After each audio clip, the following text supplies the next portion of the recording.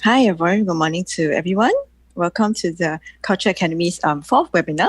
For those of you who are joining us for the first time, welcome to the Culture Academy's fourth online edition of our In Conversation with series.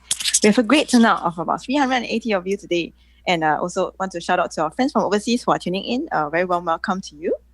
And our In Conversation with series offers an open platform for the arts and culture sector to actually and to bring together our culture sector leaders, professionals, and administrators to come together to present and share any aspect of their work and share their insights as well. This allows for interesting discussions and cross-pollination of ideas, and also sharing of best practices on issues that matter to our sector.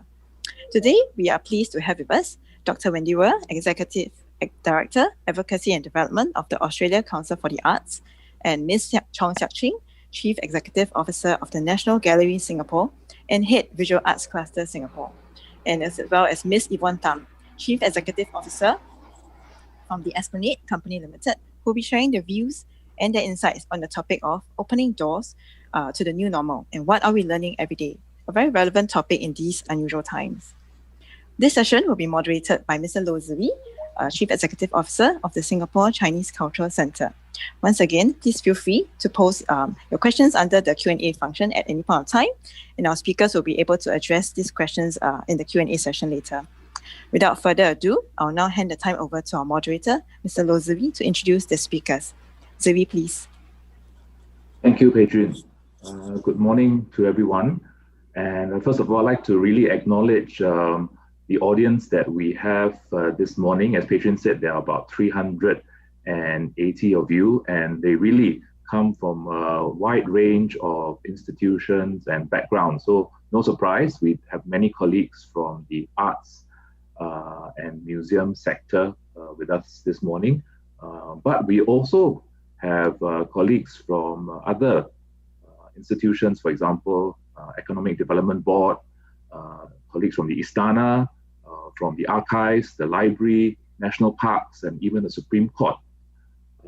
And we also have a very large representation from our museum volunteer group, the Friends of the Museum, as well as very eager students from our local art schools, LaSalle, as well as Nanyang Academy of Fine Arts. And of course, not to forget colleagues from Australia who are tuning in. We have colleagues from institutions like the Art Centre Melbourne, Museum Victoria, West Australian Ballet. So as you can see, it's really a wide range of people listening in, and we hope to have a very invigorating discussion later on. So this morning, we have three very distinguished speakers with us. I will invite them to present their thoughts on this topic in turn. First, we have Dr. Wendy Wee, followed by Ms. Chong Ching, and then finally Ms. Yvonne Tham to round things up. So I'd like to first introduce Wendy.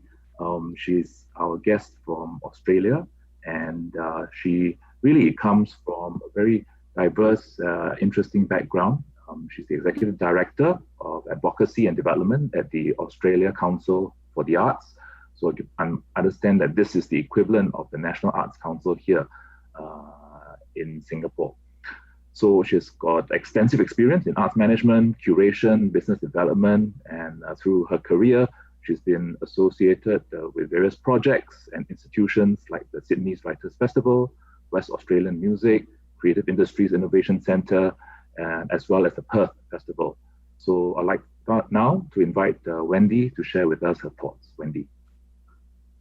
Thank you so much, and it's such a great pleasure to be here. As is customary in Australia, I'd like to acknowledge that I come from the lands of the Wongal people of the Eora Nation and pay respects to the traditional owners of that land, to elders past and present, and to any First Nations people who may be joining us online here today. And thank you very much for the opportunity to share my thoughts on the new normal. So like everyone else, we've been actively thinking about what the pandemic means for our artists and for our institutions.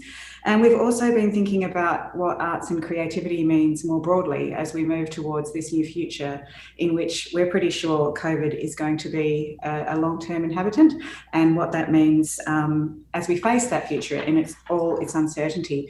So just a bit of context. COVID was first confirmed in Australia in late January And then by mid-March, the Australian government announced a very quick, rapid ban on all public gatherings.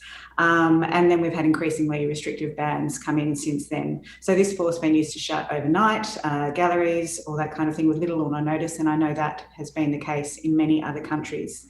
We've had a little over 25,000 cases to date in a population of 25 million and 572 deaths. So we are doing far better than many other countries, although these are still awful statistics. We had an initial wave of infections in March, and then between May and June, the numbers of cases started to fall and restrictions on events started to be loosened.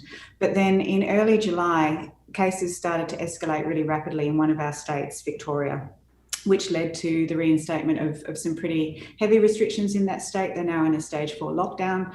And it's meant that the national borders between states in Australia have largely remained closed. So our current situation in Australia is that we have heavy restrictions in public gatherings in some parts of the country, but in other parts, people are actually starting to reopen. So we've got this really uneven situation. And in that context, I'd like to share with you some of the learnings we have about Australian audiences and how they've been responding and what that means for artists and institutions. So we're working with some Australian researchers, pattern makers, and some US researchers, Wolf Brown, on this thing called the Audience Outlook Monitor, which is basically tracking how audiences are responding to arts events in the wake of the pandemic. We saw this as a really great opportunity. We went out quickly. We were in the field in May because it's such important findings to inform how arts organisations and policymakers respond to the pandemic as we think about what it means for our sector and what it means for the broader Australian community. So this is very much a collaborative effort, not only with our US counterparts, but we've also got 5 state agencies working with us on this. And we've got over 150 arts organisations and institutions who are actively collecting the data in the tranches that we go out. And they include museums and galleries and festivals and performing arts institutions, the whole gamut. So 3 phases of data collection. We went out in May, we've gone out again in July, and we're about to go out again in September. And that means we can start to track trends as they start to emerge. And the way it's working is the organisations are simultaneously sending out the survey to a random sample of their audiences. So what that does mean is that this is capturing the sentiment of people who are already attending events, as opposed to that broader general public. And it gives us a really large sample, which enables us to see trends and patterns. And because it's also being collected internationally, we're able to get some international comparisons as well, which is fantastic. So we put the results, combine them into a dashboard, and we make it freely available really quickly after the data collection. It's a matter of days from the data coming into when the results go up. And we do national snapshots, and we do snapshots for each state and territory. And then we've also been diving into the data for particular areas of interest, whether it's digital, whether it's specifically performing arts, specifically museums and galleries, First Nations arts and so on. And those fact sheets are going up so when we have the chance to look at the data in more detail. And all of those materials are available on the Australia Council website. And we've been running webinars as well, which have had a huge take up from the cultural sector, because this information is obviously really vital as we look towards reopening or think about it. And we've got recordings of those webinars on our website as well. In terms of key results, I'll talk mostly about what's happened in July. And it was interesting because we took that data just as the cases were starting to rise again in Victoria. And there were also, at the moment that we took the data, there were small numbers of cases in a couple of other states, and other states were very much moving towards, I guess, a place of reopening, I suppose. The good news is that at a national level, most of the indicators are going in the right direction. So audiences are increasingly ready to attend cultural events, and they really want to. That's one of the big findings.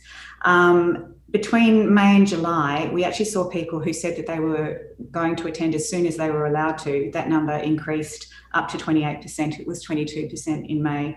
And we also saw that audiences are increasingly comfortable to attend performances in venues of all sizes, assuming that they were following safety procedures and observing distancing guidelines. So safety is king here. Museums and galleries are where people feel most comfortable to attend. and 93% said they'd be at least somewhat comfortable to attend a museum and gallery. And I think also since May, what we saw is there was a lot more information about venue safety that was starting to come into the marketplace, whether it was reopening protocols for venues or for galleries and so on. And that has started to build some trust in audiences about the safety of venues. And above and beyond the size of a venue, because obviously that's a big thing, social distancing arrangements are also going to have a very big effect on attendance. With 4 square metres per person, we had 89% being at least somewhat comfortable attending, but it drops to 64% when there's only 2 square metres and 14% if there's no social distancing. So that's obviously something that our audiences feel very strongly about. But we've also seen increases in the proportions of people who have attended an event in this time, which is great, or are making plans to attend or have bought tickets to attend. As I said, it's pretty uneven across the nation, and that has meant the borders are closed, and you can see the borders there, which are quite significant. So we've got really different sentiment across the country. As I said, Victoria was just escalating when we took the July results, and we can see that readiness to attend remains low in Victoria and in the nearby Australian Capital Territory, and the comfort levels are obviously highest in places like the Northern Territory up the top there and Western Australia, where there's the lowest rates of infection and venues are starting to open again. In terms of the overall picture, there's a bit of a grim figure in that sort of 1 in 5 expect to spend less on arts and culture when they return to events. And that is largely due to the fact that the pandemic is causing personal financial loss for many people, and the economic outlook is grim in many ways. So there's reduced consumer confidence, and that is contributing to that. But we still have 72% expecting to spend about the same, and 11% actually say they will spend more. And one of the reasons for that is that with the restrictions on travel, many of them are thinking they'll use their holiday money to do more arts and cultural events locally, which is an opportunity too. So as I mentioned, some are feeling more pessimistic about returning to events long term. And the proportion saying that their long-term attendance will be negatively affected has increased to 22% nationally in July. It was 15% in May. And we've also been picking up some qualitative data as well. And what that's suggesting to us is that audiences have had time to think about the pandemic and process the implications of what it means, including the health risks and the financial risks as well. Nationally, audiences were asked to rank where they'd prefer to go for a cultural event from 4 options. So it could be a live stream digital program, it could be an outdoor venue with lawn space, it could be an indoor venue with fixed seating, and an indoor venue with loose chairs and plenty of space to spread out. And as of July, the largest number, 4 in 10, preferred a digital program rather than attending in person. A third said they'd prefer an outdoor venue with enough lawn space to spread out. And obviously where community transmission is higher, audiences prefer digital, and that's pretty straightforward. So, and I also think, we also think that effects like climate will play into this as well. So in the Northern Territory, which is the warmest place in the Australian winter, 63% would prefer an outdoor venue. In Victoria, where the cases of the virus are highest and the weather isn't very good, let's face it, 52% would prefer a digital program. And looking internationally, Norway have had very similar results to us, very similar results in terms of digital engagement and also about paying for digital content. And there's a slightly higher proportion in Norway ready to return to events as soon as possible. But audiences in Ontario and Canada, on the other hand, are feeling much more cautious than returning than Australian audiences, and possibly reflecting the high per capita infection rates and death rates in Canada compared to both Australia and Norway. But the general trends about the kinds of venues and the safety measures with which audiences are most comfortable are pretty stable across all those 3 groups. We don't have the US data yet. It's not publicly available, but for the few bits of data that have come in from the US, the results suggest a lot lower comfort levels in terms of returning to events, and higher proportions wanting to wait until they've been vaccinated or they've developed immunity. And there's also higher levels of comfort in the US with being required to wear a face mask.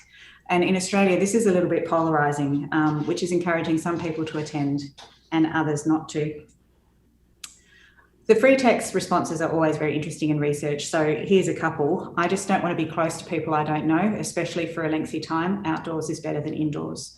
Or I'd feel safest with the digital option, but I'd be just as comfortable and probably happier getting outside for an event at the moment. So they were both from Queensland. Interestingly, when you think about venue safety, feedback was coming through where people were saying there were no clear directions on where people could sit. Another group sat in our row and I was uncomfortable with that. They could have had more staff on to facilitate the explanations to attendees. So that's really highlighting the importance of venues and providing that comfort to audiences and having real clarity about what the rules are and what people need to follow with. So in terms of the digital piece, we've also been monitoring that really closely, and we all know it's changing the way that art is being made and the way that we're experiencing art, and particularly during the pandemic. And like everywhere else in the world, Australia has seen that incredible pivot to digital for audiences as well as makers. We've seen a lot of new opportunities to connect and engage online, and that's coming through the data.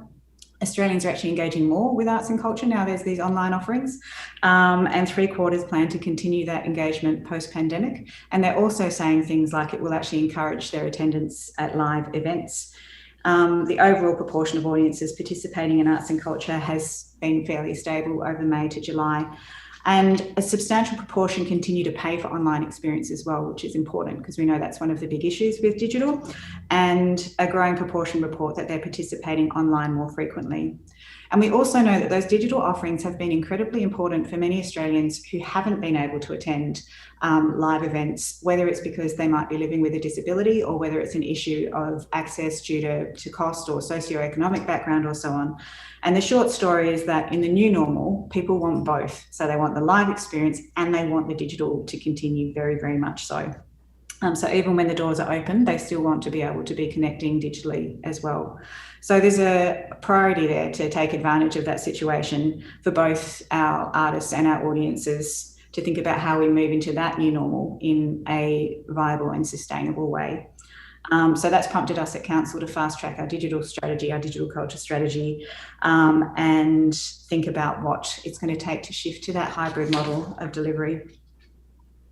So if I'm to give you some key takeaways for the new normal, confidence is returning, and obviously demand is strongest where the virus has been successfully suppressed, but we'll still have people staying at home even with the smallest risk, and they tend to be the older generation or more vulnerable populations who just aren't prepared to go out and risk their health. We've also seen, just by tracking this over time, that sentiment is changing really, really rapidly. So people will shift up and down depending what's happening in their region. Safety is key. That's been absolutely massive. In all states and territories, it's about signage, it's about sanitizer, it's about staff reinforcing what it means to feel safe in an audience, for the audience, and building confidence. And the more visible those things are, the more comfortable and safe people feel. And again, following on from that, communicating is really important. Audiences want to know what to expect and what their role is and how they can play their part.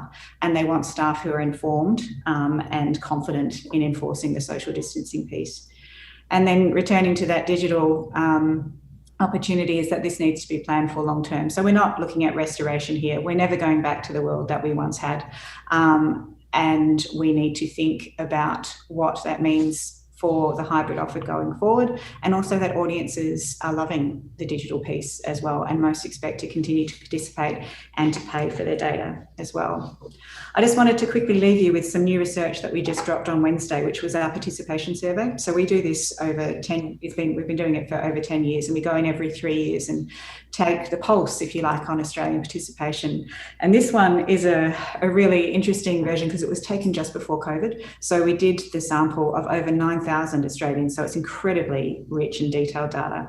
And what it was telling us was that pre-COVID, the sun was shining brightly. A live attendance was higher than it had ever been before. Australians were valuing the arts more than they ever had before. They were recognising the value the arts were giving them for health and well-being, for the economy, for all this. So everything was heading in the right direction. And now it kind of feels like we've got a bit of an eclipse.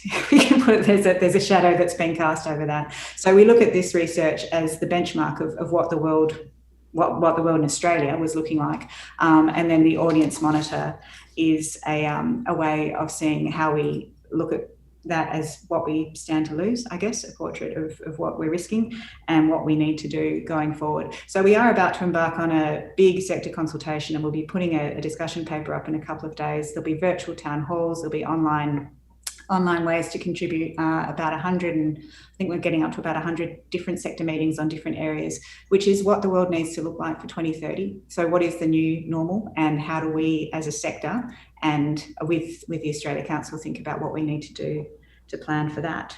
So I think I'll leave it there, but thank you so much, and I look forward to hearing from the other panellists. Thank you, Wendy. Thank you for sharing such very interesting insights from your survey.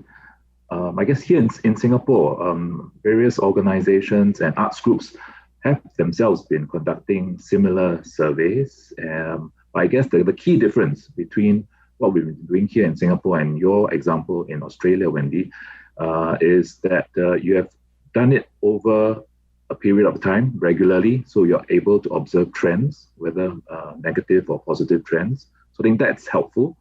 And two, of course, you have been able to do it nationwide. So been able to kind of look at across the arts and cultural sector and not just on an individual institution or organization basis. So I think that has also been helpful for you. So I think we can here in Singapore perhaps draw some lessons from what you've been doing in Australia. So now we'd like to move on to our next speaker, and she's Siak Ching. Siak Ching also comes with a wealth of experience from both the corporate as well as the now cultural sector. Yeah, so she's the CEO of the National Gallery as well as the head of the Visual Arts Cluster in Singapore, which comprises of 3 entities, the National Gallery, Singapore Art Museum, as well as the Singapore Tyler Print Institute. In her former life, she was the president and CEO of Ascendus, which is one of Singapore's leading providers of business space, and she also serves on several boards in Singapore, including the Yale NUS Governing Board, as well as the Mandai Park Holdings. And I'd like to also mention that Siak Ching is our non-resident ambassador to the Republic of Chile. So I'd like now to invite Siak Ching to share her perspective from Singapore. Siak Ching, please.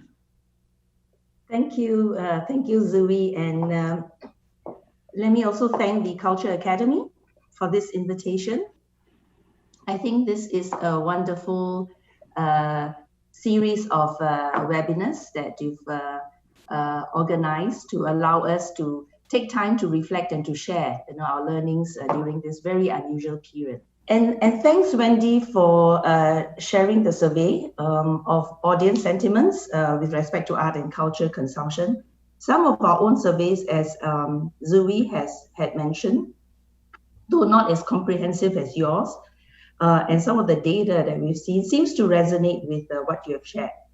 But it's really interesting to be able to monitor the trend as we slowly and safely open up. So to me, this pandemic is a test of our resilience, not just as individuals, but also as a community. But it's also an opportunity for us to take stock of the world and to glean what lessons there are to be learned, and certainly there are lots, and we continue to learn that every day. But before we open the doors to new normal, I think we must first open our minds, and it's often artists who are the first to put their minds to reflect on the current reality and helping us to make sense of the situation, which then in years to come becomes a reminder for us of what humanity had suffered and also endured. Well, I'm sure many of us remembered the equally deadly Spanish flu, which struck in 1918, and artists like Edward Munch created 2 artworks about the Spanish flu, which depicts his feelings about the outbreak. And both artworks, as you can see, captures the weariness and the despair of the situation with himself in isolation at home. And I think we all can relate to that. But we, in fact, are more familiar with his other work, The Scream, which if you look at it, it probably depicts the emotions of many of us, tired of all the safe distancing restrictions and just hoping for the world to go back to normal, if it ever will.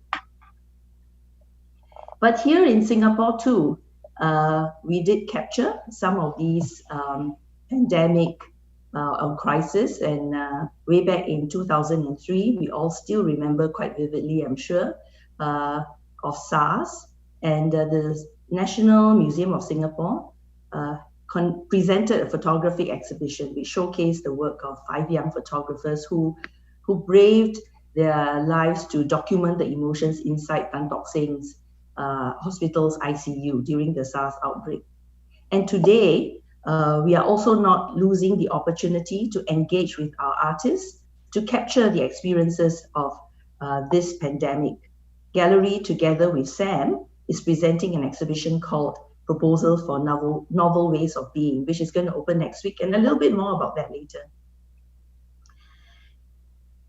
Well, we know that this COVID-19 has, through many of our long-planned exhibitions awry.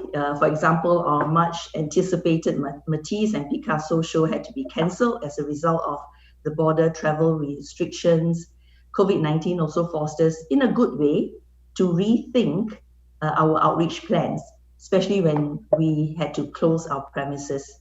We had to very quickly learn and adapt to the new reality. And doing so, we need to also adopt new mental models to navigate the new COVID world. So what have we learned? Well, firstly, the fact that the connection between art and wellness is really not a new thing. But COVID-19 had brought this to the fore and reminded us of the power of healing that art possesses.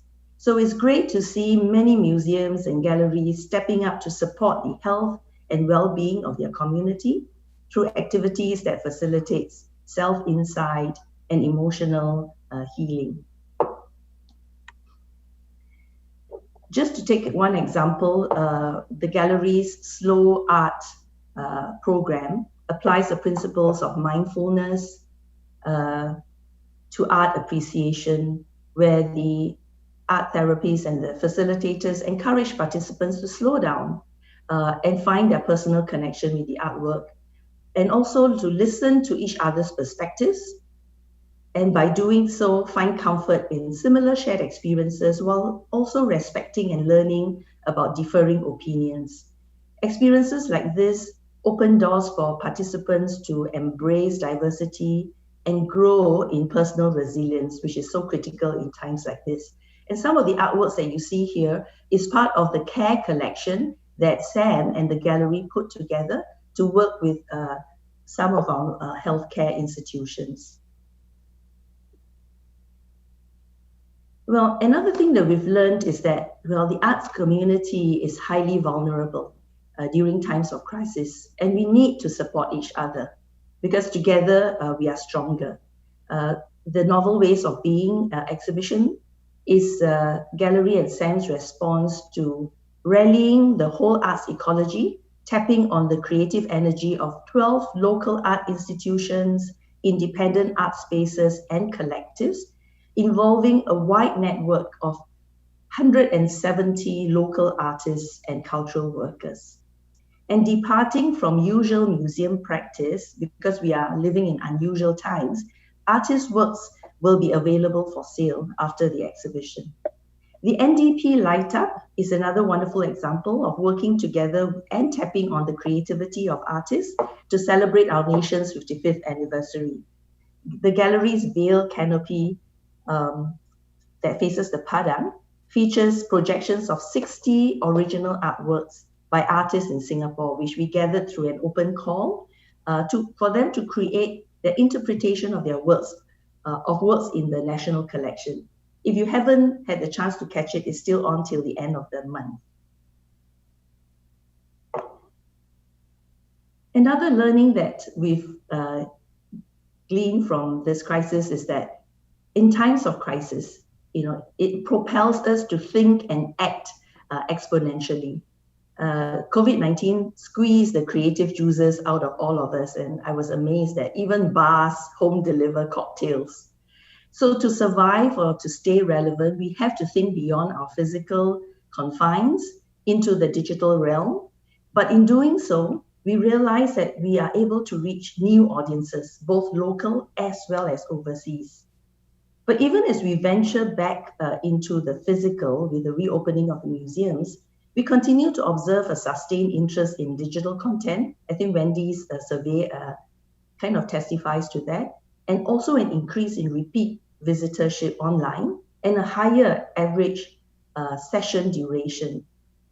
So as a result of that, the digital museum or experience that we created in Gallery Anywhere looks like it's not going anywhere after the, this period. It is here to stay, which means that we are now having to resource both a physical and a digital museum. But that in itself presents an opportunity for us to serve both a physical and a digital audience, which is what we call the phygital experience. Is now the new approach for many of our exhibitions and programs, like our Children's Biennale 2021, Like Tonight 2021, which is coming out, will have a combination of online and on-site experiences. And we want to create an experience where visitors can seamlessly integrate their physical experience with digital elements as well, as how I would put it, to put the digital into the physical. And as I mentioned earlier, it requires us now to think of both realms, different sets of audiences, different experiences to design for. And this requires us to build new capabilities. And right now, I can say it can be very stressful for all our colleagues. And I want to take this opportunity to thank them, as well as to many of our peers in the arts and the museum sector, who's continuing to provide uninterrupted access to our museum offerings for our publics despite all these challenges. An example of the need to continue to create a repertoire of new digital offerings or expand on their repertoire is this Art in 90 Seconds, which was produced by the Community and Access team in the gallery. It's a series of bite-sized videos aimed to provide a more human-centric connection to art from the perspectives of docents, gallery staff, gallery hosts, even the security guards. And this mini-series with different themes help to combat viewer fatigue and also to appeal to different audience demographics. And let me give you a sneak preview of one of them. These videos are still work in progress because we are currently still inserting the Singapore Sign Language interpretation as well as English subtitles, which are additional features that are very important to address audience of different needs. So let Alia share with you the artwork which resonates with the work that she does in the gallery. I think there's 10 squares. 5, 6, 7, 8, 9. Did I count that? I also don't know.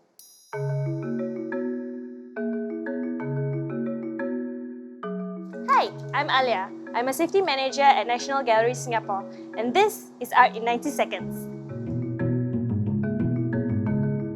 I just like how structured it is, it gives me the impression that it's very focused. The structured design is much like a regular day at work for me. I begin my mornings by conducting safety inspections. I inspect things like confined space areas such as water tanks. I make sure that they are safe before the workers can enter to do their works. During these COVID times, I also ensure that all the safe measures are in place, such as safe distancing measures and also responding to suspected cases. Just like the regularity of the square patterns of the artwork, the safety protocols of the museum needs to be well structured. This protects us from emergencies like fire or injuries. I feel that my team is like the big square in the middle, which connects all the rest of the squares together. We ensure that the gallery is a safe place for all, whether you're a staff coming to work or a visitor enjoying the exhibitions.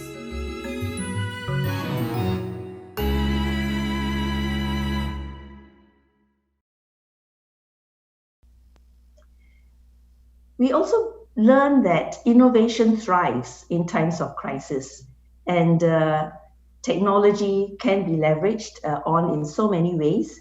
Example for a safer experience in the gallery. And when close human interaction is discouraged or unavailable, robots can in fact step in to provide a safe alternative. We are now experimenting with kind of a robo guide, which can supplement our docent lab tours. So let's see Tammy here at work.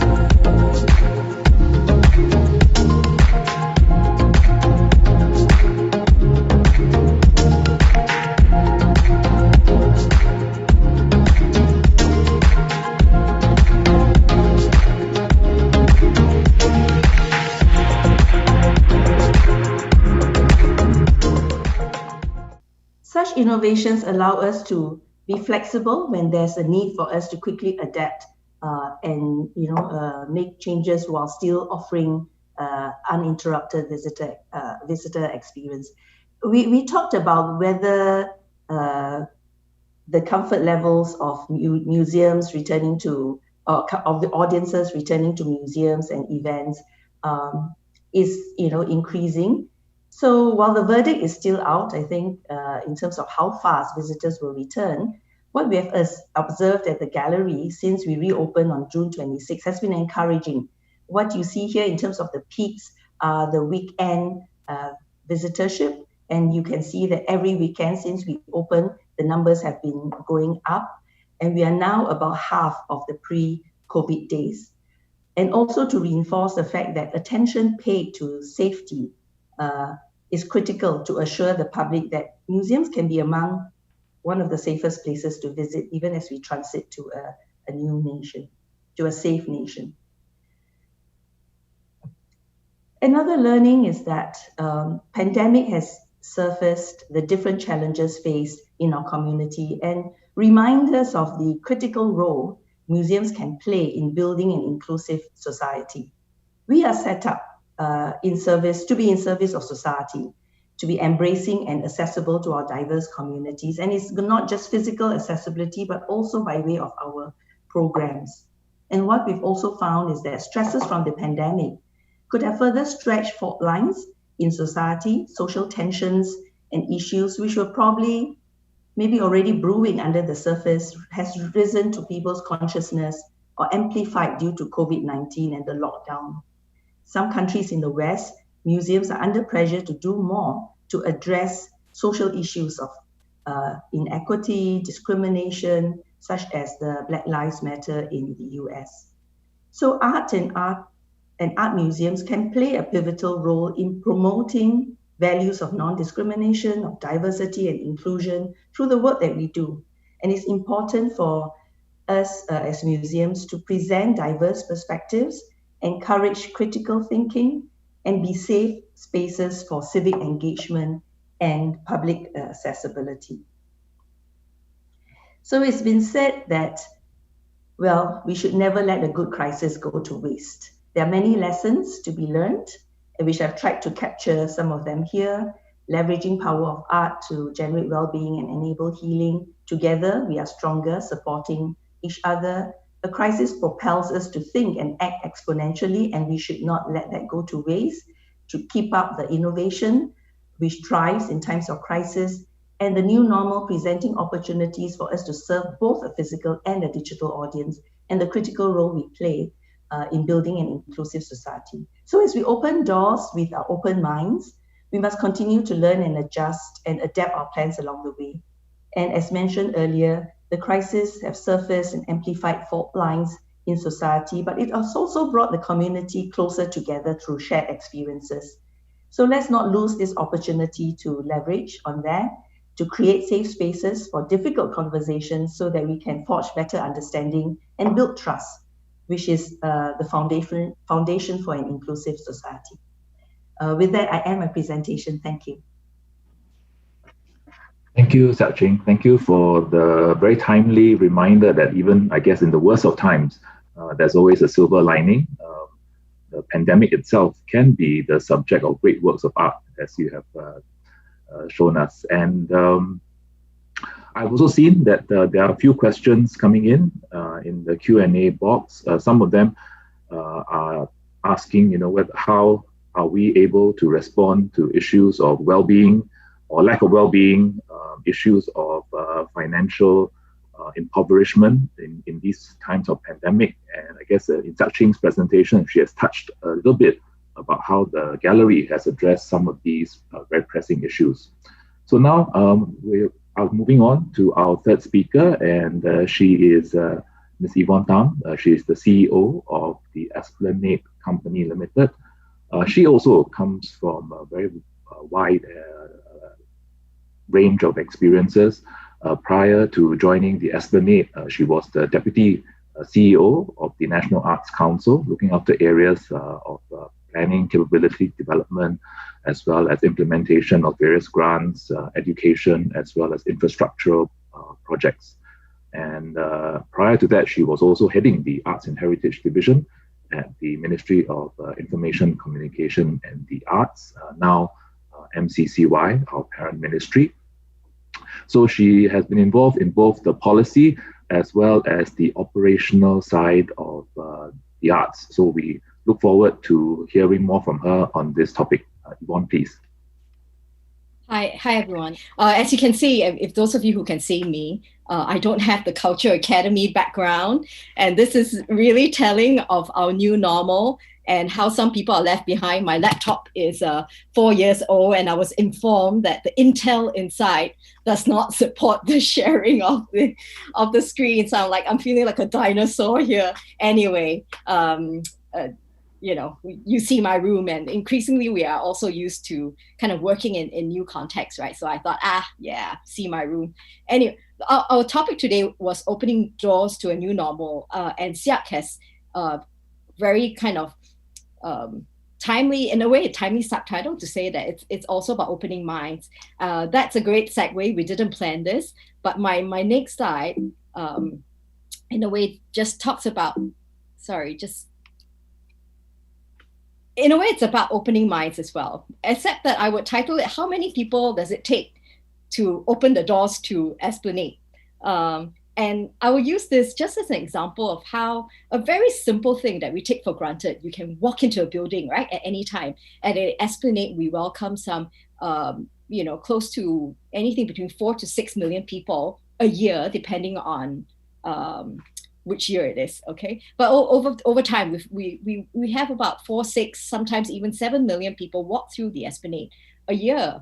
But, in times of pandemic, suddenly the whole idea of opening a door becomes an endeavor that requires many, many people. So I will share with you just how it illustrates this whole idea of learning and actually really keeping an open mind. When we first started in April and May, when we had that circuit breaker, and therefore basically a lockdown, we still operated because we are a mall. So we do have restaurants, and the restaurants could do takeaway service, and you could still pick up food. So people were still coming to the center. So we have to open our doors. But this being Esplanade, we are, nothing can fail. Everything has to be done. So we really over prepared. So the first few weeks, you would see extensive barricades, massive signs, large QR codes, lots of instructions, and for every entrance, so we kept one main entrance open for the public. There were 2 staff, one staff that actually kind of welcomed you, made sure you contact trace, and then you walked in, and another staff was manning a thermal station. So that was how we started, when we felt, okay, it's a breakdown, it's a crisis, it's an emergency. We didn't think of this as a norm at that time. So we had all these resources to try to make this thing happen.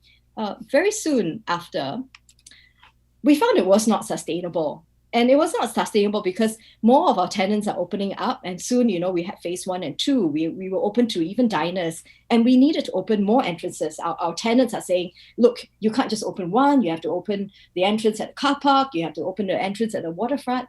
So we knew there was no way we could have this arrangement anymore. Plus, actually, more people were familiar with the fact that you had to make health declarations, you had to sign in with safe entry. So over time, we could quickly streamline what was 2 staff to 1. We didn't need all that anymore. And we could then therefore free up more staff to open up more entrances. As even though people were familiar with safe entry, we also realized there were lots of folks who were out, they just wanted to scan their ICs. At the start, everyone was saying, please, privacy rules, don't track me. But over time, people were so used to it, they were just really scanning ICs, So we quickly had to get barcode scanners. And what we had learned too was that, in the market, there were newer, cheaper, more portable thermal scanners being made available. So as you can see, the setup then changed. Our staff could be indoors. It was a whole lot more streamlined. The entrance with those very not welcoming barricades that could be, again, made to look more simple and a lot more welcoming. And as we set this up, one day I was down at the Esplanade, and a colleague said, yeah, but these new thermal scanners, they're nice and slim, but the wires are really ugly. So when I got home that day, I sent out a note to colleagues because I was watching this and said, look, obviously things need to be nicer, right? It's better now, it's more streamlined, but it needs to be whole lot more prettier. And then the team went to work straight away. The idea came from them because they were the ones who said they wanted things to be better. And what we did was that we took our baggage carts, we repurposed it. It was higher, more professional. It allowed staff to stand, which means staff could maintain eye contact with visitors at any time. And this is maybe early August, I think, that we had another new setup the very next day. And we're still in the midst of improving this because I hear the chair is not very comfortable. And by September, what we will have to learn and relearn again is we're going to have to open more doors. Oh, goodness, open more doors, which means we're going to go through another cycle again of learning what is it that we will really put in place, assure people, but over time, I imagine, further streamline. What you see here is our e-tickets that we've worked with Siak.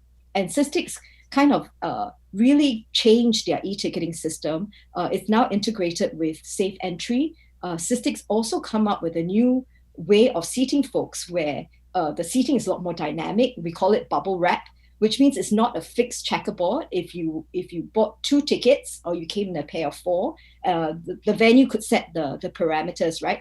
If you bought 4 tickets, it immediately blocks out the seats around, which can't be bought by the next person. So your hall can be a lot more dynamic in that sense.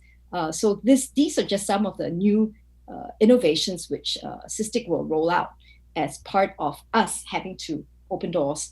And of course, there will be more staggered timings. There's a whole lot of new protocols. What does this all mean? I was reflecting on this, and I would say that, come on, guys, disruptions have always been part of life. When is it that we've never had disruptions?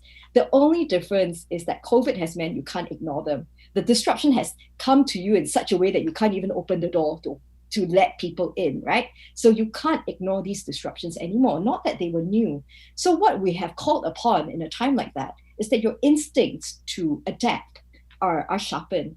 And these are just some very quick lessons I had from opening doors. Your public and your environment are constantly changing. We know how fast the public develops new habits, right? And somebody else is always setting and resetting the rules. The government, the National Arts Council, you are not the only ones. And therefore, you have to respond both to your public, the changing environment, and new rules.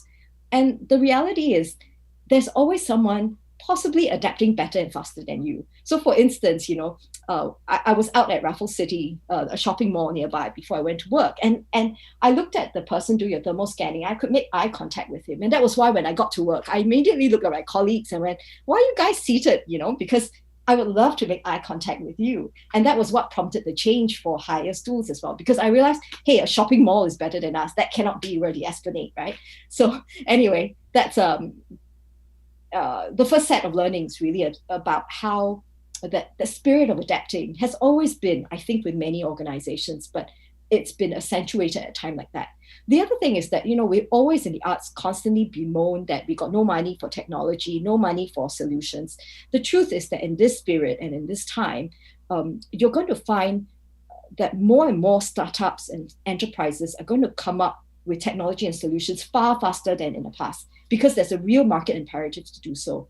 And eventually you're able to afford it, and probably sooner than you think. I'll give you an example. Our thermal scanners are from maybe 5 years ago or 8 years ago. I can't remember how much we paid, probably 5-figure. It was, and this company is still trying to charge 5-figure for their thermal scanners. Our new thermal scanners are, under $10,000. That's how quick it is. And there are tons of thermal scanners now that are dependent only on an iPad or something. It's software. It's software facilitated and not hardware driven. So technology, I think increasingly we're not going to have that excuse in the arts and cultural sector that we can't afford it. The other thing is, the whole spirit is constantly listening to your public and users. Our tenants were saying, help us more, open up more entrances. We have to respond to that because they're part of who we are. And listen to your team. They're on the ground. They're constantly knowing what needs to be changed, what can be done better. And the last thing is that no detail is too small. I know it sounds as if I'm micromanaging, but actually, for me, it's like, look at it, it can be improved. I ask the team and they will do it. And, I use the baggage cart example because we didn't need to buy anything. We just went to our storeroom and picked up the baggage cart, re-spray paint it if we need to, put on a new sticker. As an arts and culture organization, if you're a theater company, chances are you have props and stuff in your storeroom that you can use and reuse to adapt your space. So, these are just some lessons that I have from, kind of opening the door. But I think they come to the same conclusion as Siak, in that in this period, it's really about keeping our minds open. I want to say, how do you stay nimble? But I realized that even before you get to being nimble, you have to stay curious. You have to stay curious as to what is somebody else doing that's better than you? What are your tenants or your users thinking? What's your staff thinking? And that degree of curiosity and doing that research and data, right, to ask those questions so that you have the answers, then allows you to stay nimble. So that's my first kind of provocation also to some of you. How do you stay curious at a time like that? Because that's the spirit, therefore, of staying nimble.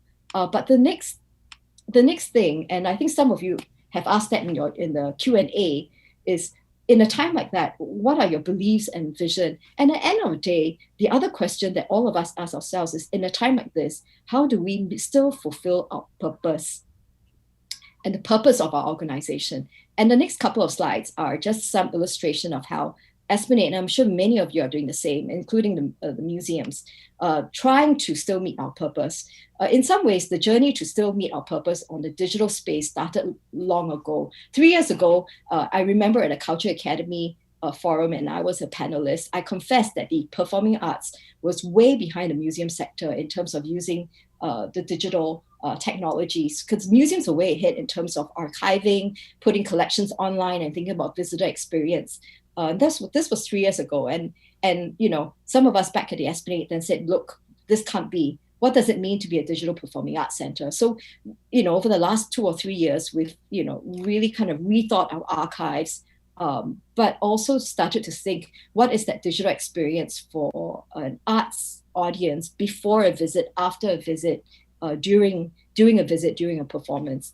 So sometime last year, we launched Offstage, which is kind of a backstage online companion to arts performances. And when COVID struck, we went, lucky we got backstage up already, offstage up already, so we could get some of these things going. But you know what? Very quickly we learned that having a single site means nothing, because the digital experience without the live experience needs to be a whole lot more interactive. Because what is it that people want from the arts? They don't just want to experience the arts to be presented. They like that sense of community. Going to the arts is a social experience. And so we very, very quickly realized that while Offstage is great when we could have live experience, it's not enough when we don't have the live experience and it's not just a backstage pass. So what we have learned is, why must everything be only on one platform? So just last weekend, we launched Bay Beats, which is typically our largest indie music festival. We love this festival because we get all kinds of crazy kids come down to the center. And so what does it mean to be online? With young people, they are already online, right? So we don't have to overcome that technology leap or the interactive leap. And so we learned with Bay Beats, you don't have to be purist about your digital products or your digital experience. Go where the people are, go at whichever platform allows you to interact or best suit that content. So Bay Beats as a festival could be navigated via our website. It was obviously on offstage, but it also had a presence and so IG was used best for chats. Facebook was used best for kind of new launches of live performances and recorded performances. And then there was, of course, YouTube. We haven't even gotten to TikTok yet. But we realized very soon, a festival, the same way that in a live venue, you could go into a small recital studio, you could go into outdoor. Why shouldn't it be that online you could create these different experiences for different size audiences and different ways of interaction? So that was one of our first learning. If you focus on your community and your purpose, you actually will then think, hey, come on, let's not be purists and think like an institution and put everything on one platform. The other thing is that if you thought about your purpose, you will find your way to reach the people you want to serve. So at the start, we were saying, the seniors are at home, they're lonely, because they're more vulnerable, but they're not going to be online. So how do we reach them? But soon our programmers went, okay, I don't think we can say they're not going to be online and stay away from it. So we brought back our coffee morning, afternoon tea, which are our very popular evergreen concerts. And we said, heck, let's just put it on Facebook and see whether the seniors are there, and we knew that seniors were on WhatsApp. So we sent them WhatsApp messages. Like your parents probably send you all kinds of WhatsApp messages all the time, right? So when we were on it, and you can see on the screen, the seniors were really chatty, compared to the young people who are kind of maybe a bit more aloof. We had hundreds of messages. They were chatting with each other. They were talking. So who says seniors are not game for online engagement? And when we did this show, we had little quizzes pop up as well for seniors to respond to. And they were responding to. They were not shy. This is a Cantonese version of that same concert. So we're doing these now, not just monthly, but fortnightly. And then the other question we asked ourselves is, why can't we bring the arts into classrooms virtually as well? Because we took so much pride in saying, the live experience is where young people could come, interact with artists and feel the theater. And of course, all that is very, very true. There's nothing can beat, you going out with your friends in a class and stepping into a theater for the first time, the magic of that. I always remember when the lights dim and you have these 7-year-olds in the theater go, whoa, it happens all the time. So you can't replicate that live experience. But even if you can't, why can't we start thinking about bringing the arts into the virtual classrooms if our students are already so used to home-based learning?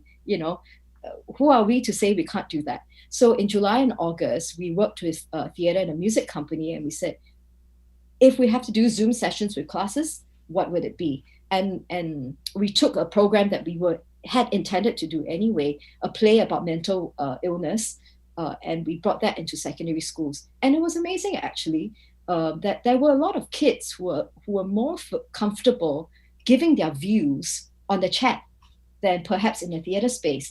So this is a forum theater. And, we even had moments where we did have a student say, I also hear voices, and we had to go to the teacher and say, okay, look, you may have to intervene because you could have a kid with a young person with a mental issue here, and so these sessions actually allowed us to actually still continue to have that raw interaction between artists. The artists were really game. They played their roles on screen live. We also had sessions where we had kids from Pathlight be with kids from, you know, other secondary schools, and they were interacting in the chat room, and they could adapt to each other. Yeah, so I think we shouldn't short sell our people, you know. Our audiences actually adapt quick, and we shouldn't short sell our artists, because I was really amazed by how the actors could interact so kind of authentically with the students, even via a Zoom platform. They had to adapt, they had to learn, but they could do it. The other thing that we continue to challenge ourselves is, you know, if Singapore say we can have national parade, but this is I'm just using examples from all our upcoming programs. Why can't we continue to have a children's parade? And so the team thought very much about for our upcoming children's festival, how we could still have parents do activities with their kids or teachers with their kids. Here you have a video that teaches song signing and percussion, which are activities that kids could do at home with their parents or in classrooms. They could still record themselves in small groups, and then we could still have a virtual parade and think about more user-generated videos. This festival is in October, so you know, part of the adapting and the stress for many of our colleagues is maybe we could have live audiences in October. So we are still planning for some in the center, and then, you know, we're keeping it close and saying, when do we say cancel, or when do we turn that to a live streaming? So that's another new habit, right? The ability to actually just make snap decisions within 2 weeks, and to rethink our contracts with artists, because if we cancel in 2 weeks, we have to compensate them. So some lessons from an event perspective, that the comfort of saying we can plan things a year, 2 months ahead, commit to it, and never change. I think we have to just put that behind us. Everybody just has to agree that we may have to make last minute decisions. The other example I have is that, you know, if people don't want to come to you, you go to them, right? So if you really don't want to come to the Esplanade, how do we bring the sense of being in a center to you? So Moonfest is our Mid-Autumn Festival celebrations. We traditionally have a large lantern walkabout around the Esplanade. So the team has done a virtual lantern walkabout, worked with a company that does these 360 scans. But you know what? Let's not waste the time and the money. We've always talked about doing virtual tours at the Esplanade, and then, you know, we drag our feet, we think very expensive, let's not do it.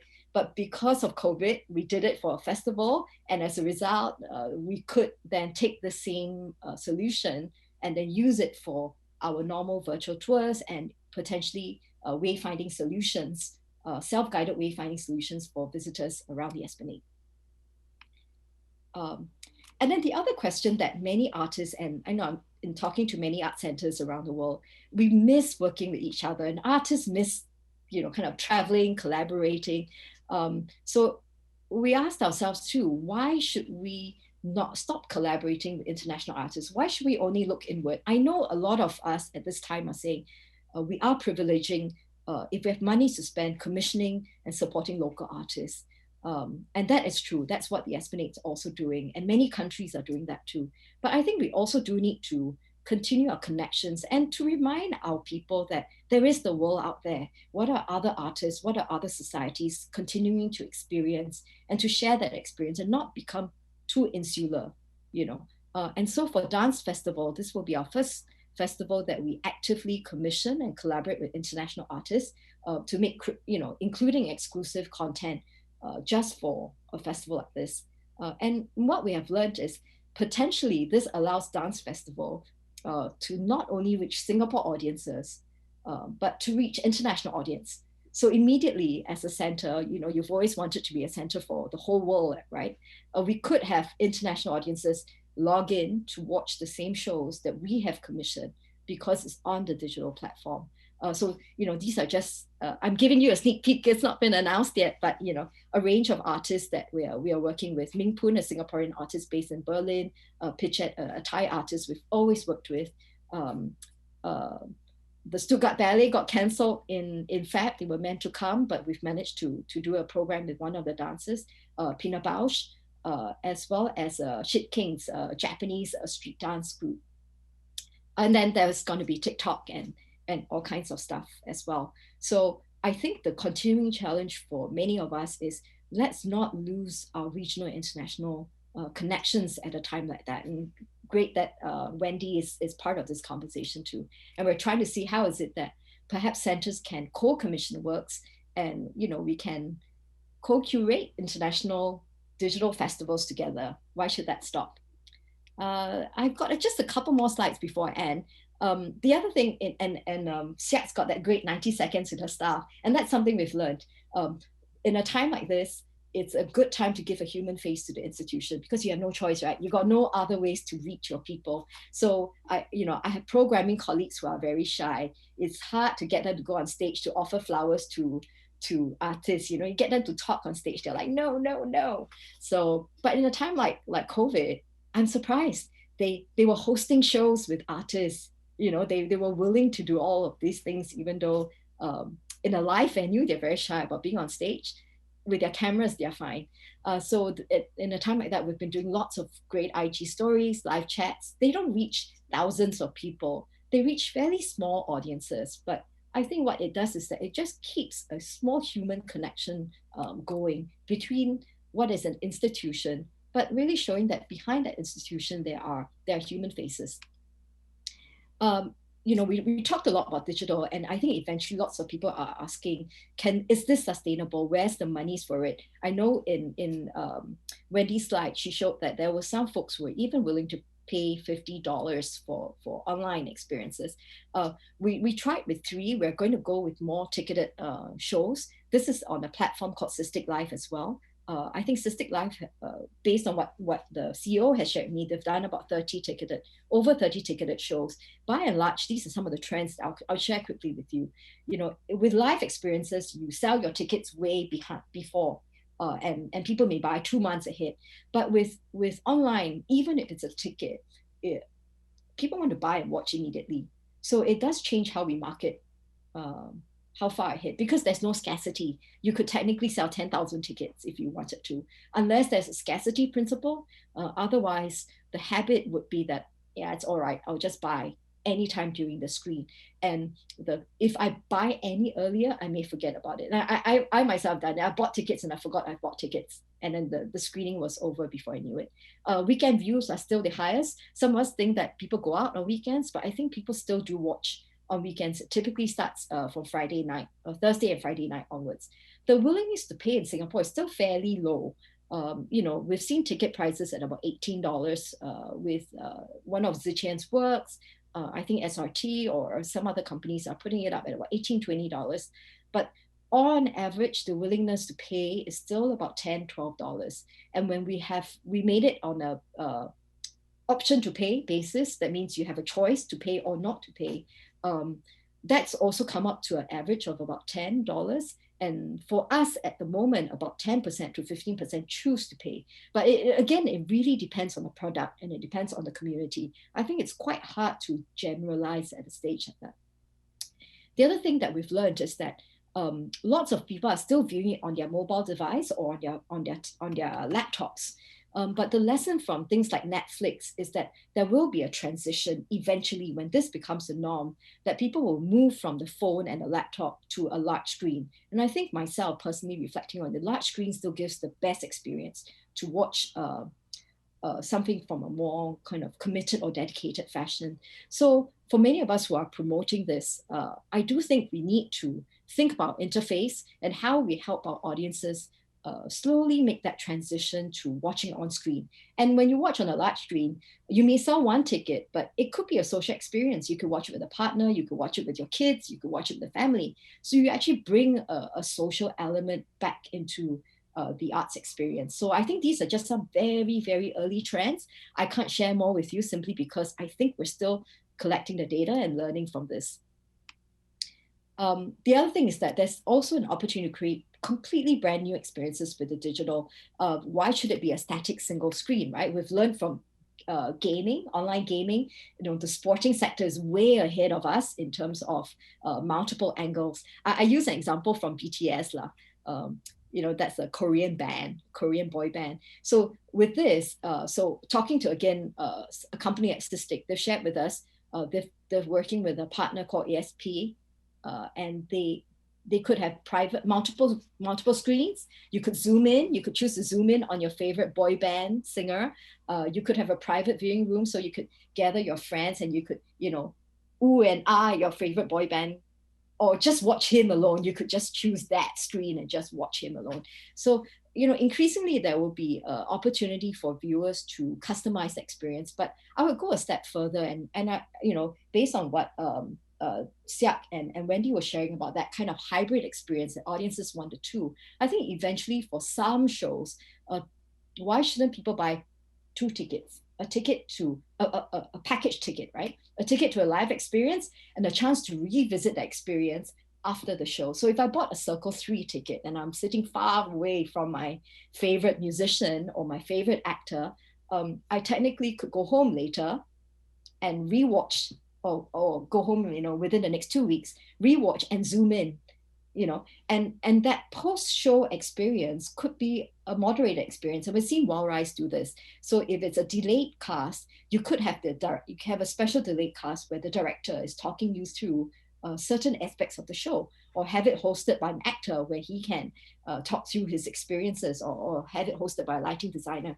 So there's a whole lot of possibility for us to deepen and offer a very different digital experience that complements the life. So don't think of this as we're only doing it for COVID. Really think of this as a chance for you to do the crazy stuff that you've always dreamt about, but now it's going to be a lot easier for you to do. Okay, I think this really taps on what Siak is saying. The virtual and online world may not be for everyone. As an art center, we've always done work with the vulnerable communities, the underserved communities. So at a time like that, many of us are kind of struggling to say, what are we doing? We can't say we have 70% free shows, and whether you have monies or not, you can walk into the Esplanade. That doesn't happen anymore. So how do we continue to serve people who find it hard to buy a ticket or find it hard to have a laptop? And this idea is not a new idea at all. I mean, this photo actually, I think, is a National Arts Council initiative. But one of our colleagues who works very closely with seniors and senior homes, she just couldn't take it. She's like, I cannot bring the seniors to the center from all the senior care facilities. So she said, I'm going to work on a music truck. And so we're going to launch this, pilot this by the end of the year. And hopefully this will be something that, with or without COVID, we will continue to do, which is to bring musicians into the car parks of, it could be a children's home, it could be a senior care facility. And many artists are willing to do this and want to do this. And I think what this season has forced us to do is not only to step into people's virtual world and to step into people's screens, but to say, as an art center, perhaps it's time we stop thinking only about our space, and that we need to step into other people's physical space. And even though it's not natural for many art centers to do that, program outside of ourselves, COVID maybe has forced us to have to think about that as a role to play. And this is a great time if you have segments in your company or in your industry who are very close to new skills, new ideas. This is a time to force that transition. For instance, we've realized in the last few years, really hard for us to try to attract more artists to work in the area of arts for well-being, because many artists don't naturally think of that, or they think that it's community arts, that somehow to them it's not core to my artistic practice, or it's something that's secondary. But at a time like that, we think it is probably opportune for us to go to artists and say, look, the needs of society are there. So are you willing to pick up new skills in this area? So we are launching a whole set of sharing sessions on how can, if you're interested, you're a performing artist, how can you be involved with, work for dementia, work for young people with issues and challenges. And the other thing is, launching of new training across. So if you're a director or choreographer or performer, you may be interested also in stage lighting, not that you become a stage lighting designer, but that it expands your own knowledge. So this kind of cross disciplinary learning I think this would be a great opportunity at a time like that. So today, actually, Esplanade has formally launched our Esplanade Academy today. We're launching programs live and virtually on technical theatre, venue management, and arts practices. So I invite some of you to go take a look at that. Google Esplanade Academy or go to our website. So my last slide, I promise. We started with how do you stay curious and nimble. Then we said, if you want to fulfill your purpose, you will definitely find a way to do it. And, your team will find a way to do it. They will have all these crazy ideas that you cannot say no to. My last question is actually also Siak's question. And actually, I see some of you ask this. How do you, in a time like this, build resilience? And what does resilience mean if this is something here to stay, right? I just have 3 sets of questions, which I ask myself, I ask the team, and I'm sure you're asking yourself too. For institutions and organizations, do you have business continuity plans? Very early on in COVID, I had a theatre company call me and said, what are Esplanade's business continuity plans? Can you share it with us? Can you tell us more about it? I think if you're a small organization, you're never too small to think about some form of business. What does it mean? If your purpose is A, B, and C, how do you continue to meet your purpose if XYZ crisis hits? Yeah. How do you view the building of resources? For the Arts Council people here and for Australia Council as well, when we fund our organizations, we don't typically fund for reserves. In fact, if our organizations have reserves, we think we're funding them too much, maybe we should cut. But in a time like that, reserves are so critical. And to me, I grow to a new appreciation that we cannot be funding organizations on a hand-to-mouth kind of basis. If they're building up reserves, power to them, because in tough times, or even not in tough times, it means they have the ability to reinvest and grow. The third is, what role do we expect? And Siak has answered that really, as institutions. It calls on institutions to step up and not just serve on our baseline, but really kind of be upfront and even more proactive in how we serve our public. The other question I have is for arts and cultural workers, independent workers. Are you learning something new every day with and without COVID? If you find that you're not doing that, then actually what COVID has taught us is that at some stage you're going to run into problems because the world is changing regardless. So even if you're an independent artist or independent worker in the arts, I think we all need to be learning something new every day. Do you have the capacity to save for a rainy day? Same question for organizations. If you're an independent worker and you are not planning your work or career in a manner that allows you to save for a rainy day or to buy your health insurance, something is wrong. You do have to ask yourself, how do I do that? How do I get my work or my portfolio into a state to do that? And the other question is, can you continue to make and enjoy your art regardless of your circumstance? Is money the issue? So even if you have no income, as an artist or as a practitioner, what is it that really means something to you so that you will still continue to do that regardless? And I think that's something that's probably personal to you. Even if you don't get the grant, even if you don't have that, will you still continue to make your art? And I think that's a question for independent workers. And in fact, for institutions as well, right? Even if we're not funded, what is it that we really want to do so that it's not about the resources, it's about why we do what we do. And then the last thing on arts and culture, and I think this is a question Singaporeans and Singapore institutions and policymakers need to ask ourselves, and how we support the arts.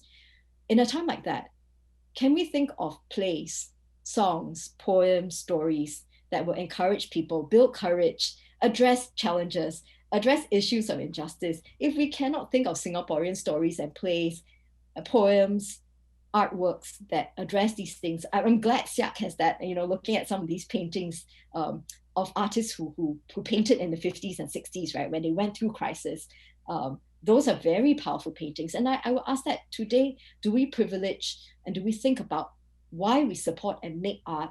Because these are the works that will take our society through or take individuals through in tough times. How is the arts a part of a young person's ability to deal with the future? And that's a responsibility for museums, for artists, for arts organizations. Are we thinking about not so much developing future audience, developing audience, whether they buy a ticket in future? That's don't think about that. Think about what is it that you're doing that will help this young person be a better young person, right? And deal with challenges in the future. Then I think they eventually will buy a ticket lah. Even they don't buy a ticket, it's deep inside them, right?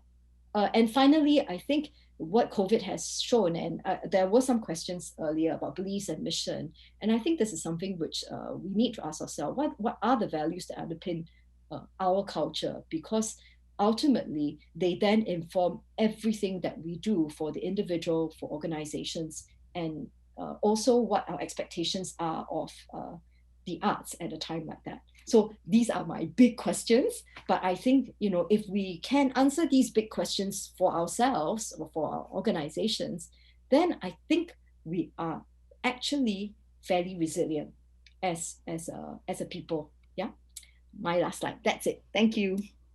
Thanks, Yvonne. Thanks for also leaving us on an equally optimistic note. So long as we have our sense of curiosity, we know what our purpose is, and we are also very clear of the community we are serving, there's always a solution, as you have pointed out in your case. So now we are in the second part of our webinar, where we have a lot more interaction. So we have until 12 noon this afternoon. So do keep your questions coming in, and if you have very specific questions directed at Wendy, Yvonne, or Siak Ching, you could indicate that in your question as well. But first, I'd actually like to kind of reserve some time for our panelists. Do any of you have questions for each other after listening to very rich presentations? Feel free to offer a comment or to ask a question of each other. Wendy, Siak Ching, or Yvonne, any questions? Digital is something I'm taking away with me. Thank you, Siak Ching. I think it's just such a fabulous way of thinking about the world. Yeah. No, I think, I'm extracting so much lessons from what both Wendy and Yvonne has shared. And it's good that, Yvonne, you looking at it from the view of the performing arts.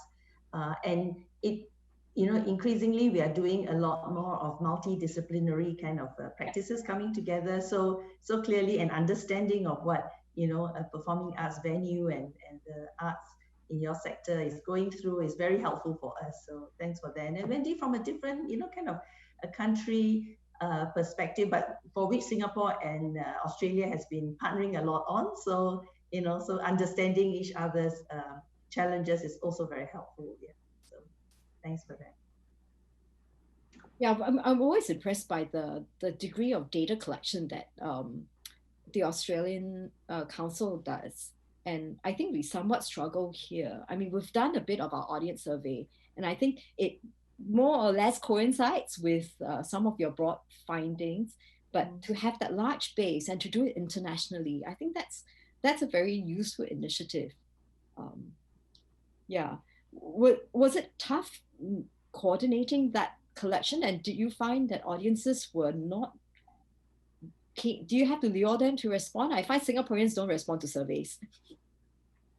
I think we do have a great research team at the Australia Council, and it is very much part of our broader advocacy agenda, because we know that we need robust data to help influence policy that will increase, awareness, investment in arts and culture across the nation. So that's a big part.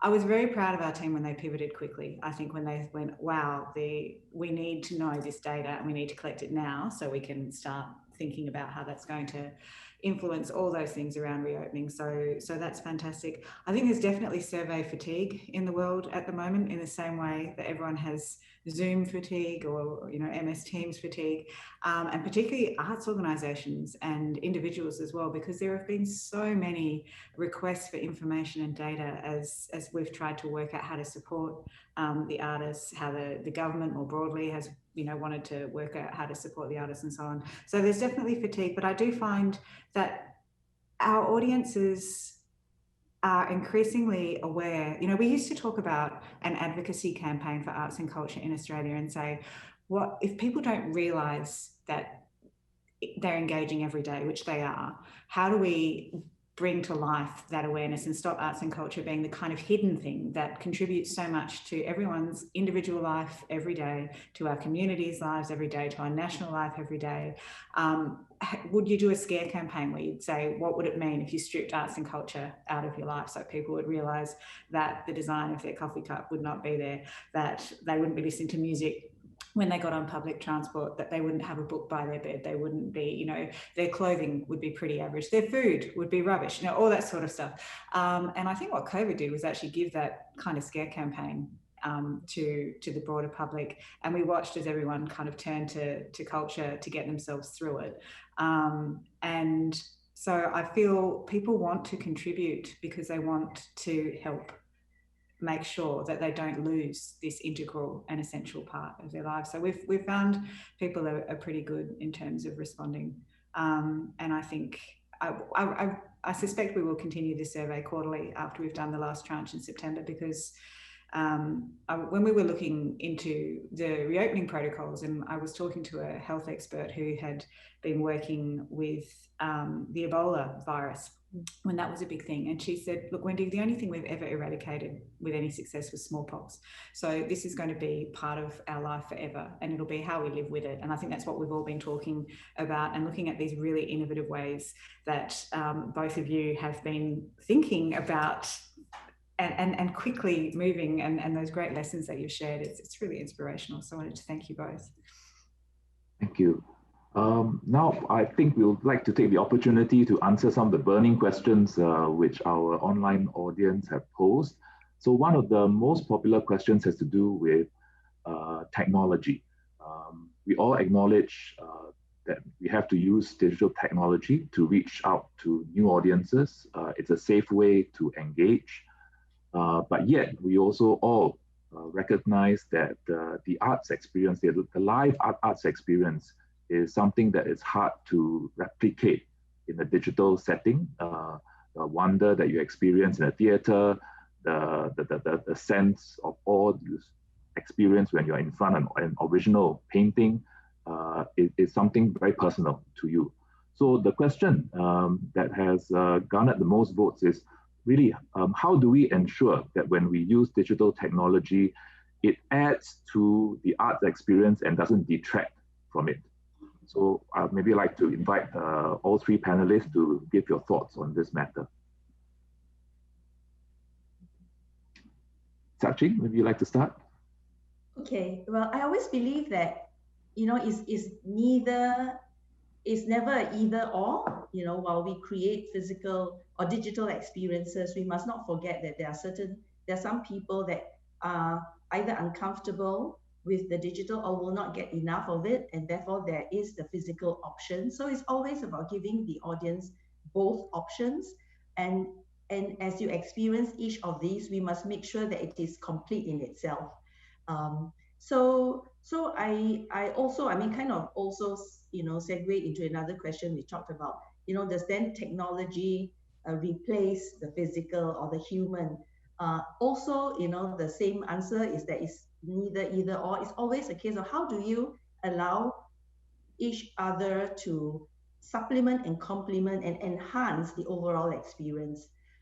So it's not about replacement, but it's really about how do you enhance the experience using the digital tool, for example. And when you have the digital, how do you then replicate a physical if that is important for the experience? But we should never end up in a case where it's neither nor, where, you know, you end up thinking it's going to be a physical experience online, but it doesn't turn out to be that way, right? So I think we have to be very clear about who the audiences are and what kind of different experience you can create while it is through that particular medium. Thank you, Siak. Wendy, do you have any thoughts about this? I do, and I've spent a lot of time thinking about this, and I'm sure we've all seen the various kinds of commentary around whether digital is a very inferior experience compared to the live being deep, digital being shallow, all that kind of thing. And I think there's also been some assumptions that digital is somehow just taking the analog and then creating it in a digital world, rather than thinking, and that's why I've loved hearing from the other two panelists when they're talking about the ways that it's not about translation, it's about making it bigger and more interesting and adding depth and a whole range of things that you wouldn't get from the live experience. And I think what we're seeing really clearly, and what I think personally, is that there's nothing like being in a theatre when, you know, the curtains go up, or seeing music. I often look at music and then think music has shifted, contemporary music, to a digital space much faster than many other areas of practice, because it had to. But we've never stopped wanting to go and see it live. You will always want that moment, because there is something spectacular about human beings in a room making a thing and you being part of that. When I used to run writers' festivals, I referred to them as my church, because it was a kind of, what I felt was people who were having the solitary experience of reading a book and connecting to it, but then they wanted to commune about it. And art is about connecting us. It's about connecting us through stories, and it helps us understand other people's points of view. So I think with digital, there's all these amazing new opportunities to connect as well. And some of the things that I've been seeing around mixed reality and VR and AR as well, which have these incredible ways of generating empathy, these are really exciting areas of practice to go into. And as we've been developing our digital culture strategy, which I have to say, my daughter said to me, what is digital transformation? Because digital just is, right? And I say, yeah. Sorry, I'm catching up, but there's this digital is not an inferior version of the real, and there's also people who, for them, digital culture is culture. That is it. So we've got these very different sides of the spectrum, and people find themselves all the way along that spectrum. But there's so much potential, and I just think it's one of those things where it will always be both. And we just need to work out how we get the digital version so we can pay the artists, because that's one of the biggest challenges right now. I agree. I think the digital experience has to be now regarded as part of the human experience as well. Yvonne? Yeah, no, I don't have that much to add. I guess what I'm hearing from both is, and I agree, we started on this journey because if I looked at an 8 or 9-year-old today, they're like, you know, is there like a non-digital? You know, that doesn't exist. This is why I think it's only natural that we have to examine critically, very, very critically, what the digital technologies mean for society, right? So we don't do it blindly. And for me, a basic marker is, if you're doing a piece of work because of the technology first, then don't do it. We're not interested. You know, artists cannot be, or we can't be investing in it just because the technology seems sexy. It still has to be at the heart of it. And Wendy talks about that. What is it that you're trying to do? Is it about empathy? Is it about connection? And if you focus on the intent, the primary purpose and intent, then really, be it digital, be it via Facebook, YouTube, TikTok, whichever platform, these are all just means that best serve the intent. So I think it just means, as administrators, managers, or curators, producers, we have, and of course in our conversations with artists, be very transparent and very clear about what is it that we are trying to do, and be able to have those open conversations, so that the digital is not, or any other technological kind of intervention is not deemed superfluous. And you know, picking up on Wendy's point about music, I mean, music piracy and music online was 10 years ago maybe, or even more, 15 years ago. And then we've seen how that not quickly, but eventually became Spotify being one of the main channels. We saw how some of the IP issues were being resolved, and not fully resolved maybe, but somewhat resolved with online sharing. But more importantly, I think the ability to distribute and therefore reach new audiences was one of the main positive outcomes of music going online. And the second positive outcome is, as a result of them being able to reach new audiences very easily, some of these audiences craved more, because you could hear it and you could possibly watch a video, but I need to see them. I need to see them live. So it generated a whole market for music tours. And I would say today's very crazy kind of, not today, our pre-COVID extensive music touring circuit and how much money was being made out of that music circuit actually grew out of online music distribution. It was because of that it generated a whole lot more demand for live performances. And also the artists now couldn't rely on recordings for money. They knew they had to make live experiences and to invest in making those live experiences so spectacular that you would pay $500 just to be in that same room with them. So I do think we don't need to fear, in a way, the digital. And a lot of that comes from trusting the artists, because they are the ones who's going to keep us honest, right? They are going to be the ones who say, no, that's not my intention. Please don't layer it on me. Trust our audiences, because they are the ones who are going to tell you, I'm in this space. Do you want to reach me when I'm here? I think that's the spirit. Making it sustainable is a big issue. I see some questions in here about if people are only willing to pay 10 or 12. I would only say that this 10 or 12 is very early stage. It's based on somewhat our findings from over 30 products on Cystic Life. As more products go online and as we stretch that ability to pay, it will move. And the other lesson I've learned from digital is, like it or not, it's the same with life. You put a big star, people will pay. So the value also varies depending on the nature of that product. So 10 to 12 is really early days. I'm very, very sure it will change. I'm sure SSO Hak Ping is on this as a participant. For some of the pay as you wish, we've also had very generous people give 50, 100, or even more, because they were so moved by the experience that they felt they wanted to support the arts company through a time like that. So it really does vary. Ticketing alone, however, will not make things sustainable. That was the case for live, unless you're a famous artist, and it will be the case for digital as well. Sponsorships will continue to be part of the revenue stream. So I think the other question that many of us are struggling is, to what extent will we will allow advertising on our digital channels? What is the kind of value that we will give to sponsors on the digital space? And the third question would be for funders, particularly for those of us who are not creating kind of commercial arts products, but arts products for more niche audiences, right? How will arts funders look at supporting digital work? Because the cost actually to make very good recordings or to think about some of these innovations right now, it's still slightly high. It may come down in time, but you're paying for extra expertise for a director, for screen, for more cameras on your stage. So the simple answer is, it's not sustainable at the moment.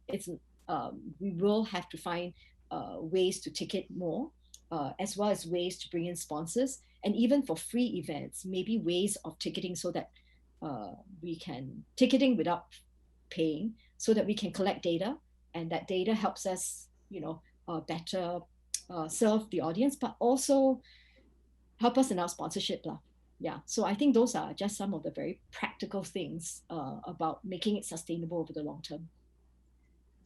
Just on this, to pose a question to fellow speakers and maybe to the audience, do you think that an aggregation model can work for us? So a subscription model as a result of the aggregation. So for example, Netflix or Spotify. So you become a member and you have access to all these repertoire of art options, whether, and you can decide what you want. If you're very cultured, you want to go for all these culture. If you're just, for enjoyment, you go to the other things. What do y'all think? Do you think that would be a model to work towards? It will work, but the economies are not on our side. A subscription model works for Netflix because you have, it's low cost and therefore you subscribe a lot. So unless our subscription is higher, but I think it will work to a certain degree, simply because we are not the ones creating the market and setting this principle. In a way, it's other media companies and entertainment companies. The arts probably will not be able to be the pointed end of the spear in leading this change, and the tone may already have been set by other products So I think for some, for instance, the SSO, maybe, if you're an orchestra and you are constantly putting out products, a subscription model will work because there's a certain consistency of product and production. If you're Wild Rice or Pandemonium, you own your IP and you have a set season, again, that may work. And you could also tier your subscription, right? Because you subscribe a bit more and then you get special sessions with the director. You subscribe even more and you get, I don't know, a bottle of champagne delivered to you every time you see a performance or something like that. That there are ways to package. My gut feel is that it is, because we're not the first in this, and consumers are already used to it.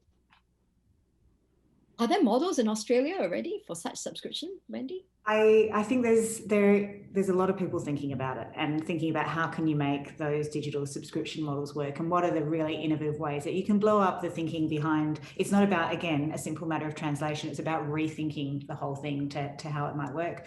And I think one of the things that we've been looking at a lot is when we were doing the digital work as well, we had artists in the fold to help us develop the digital culture strategy, but we brought in technologists and we brought in a whole range of other people and said, and they were like, you need to realize that the skills are already there. They're just not in your sector.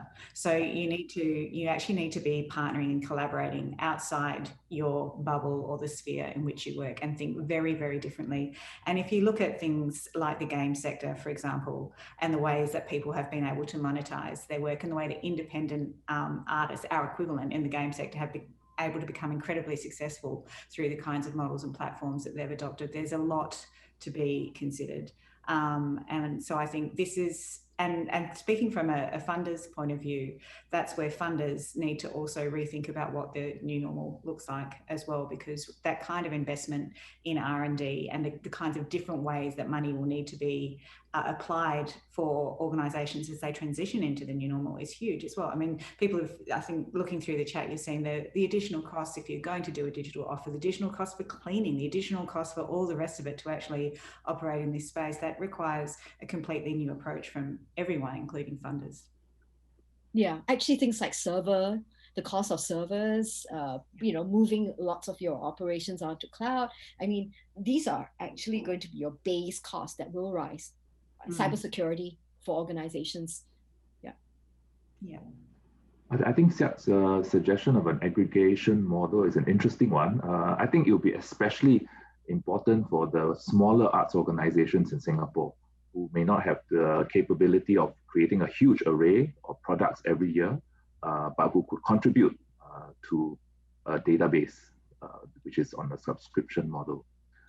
So we are now talking about dollars and cents, and I can see that some of the top questions here are related to that. So maybe I'll try to combine the top second and the third questions that have the most votes. One of them talks about, in this new normal, the financial impact on arts groups, especially the small ones, would be huge. I mean, many of them could be even struggling for their very existence. And of course, the financial impact on the public has also been tremendous. And people have lost their jobs, facing possible retrenchment. So on these two fronts, how can arts and cultural organizations make an impact or, make a difference? Wendy, would you like to start? They are very live considerations, and I think, and they also are uneven in the way that they might impact across the sector. But one of the things that I think has been really striking with this pandemic is that the bigger organisations have often found it the hardest, because they were often the ones, particularly when you're talking performing arts, who had a really high dependency on box office.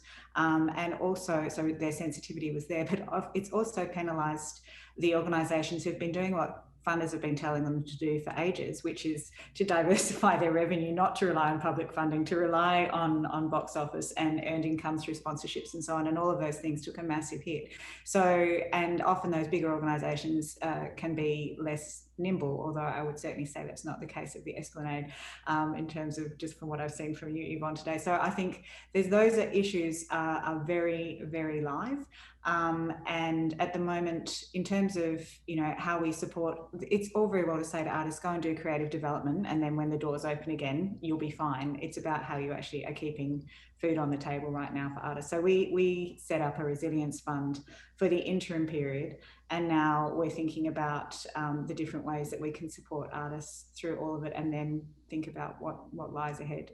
And that's one of the reasons why we're going on this consultation period as well, which is it's a conversation, a very big and intense dialogue with our sector over the next couple of months, with the idea of shared thinking and looking for those big ideas, which we desperately need to rethink how we do all of this. Because for a long time, I think we've been saying these traditional business models are starting to fail, that, we knew there was systemic inequities across a whole range of areas of our sector. And I think now we have a chance to build back, and the question is building back better and making sure that we don't leave people behind in all of that is a really big consideration. But I don't have silver bullet answers, I'm sorry. Thanks, Wendy.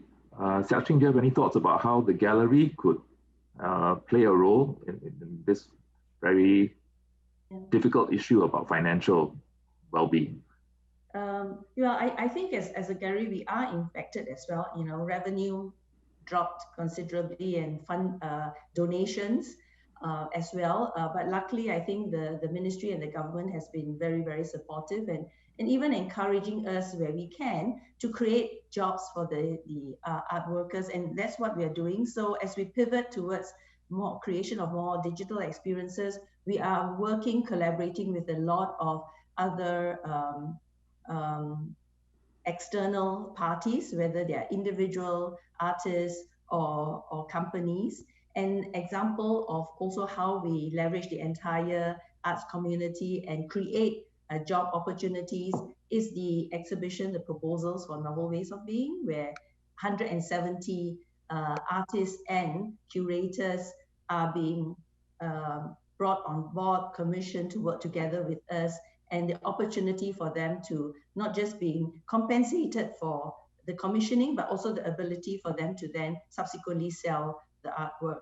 We're also looking at, along the lines of our acquisition strategy, to also see how we could either accelerate some of our acquisition plans to acquire works from the artists. Thanks, Siak. Yvonne, anything to add on this issue?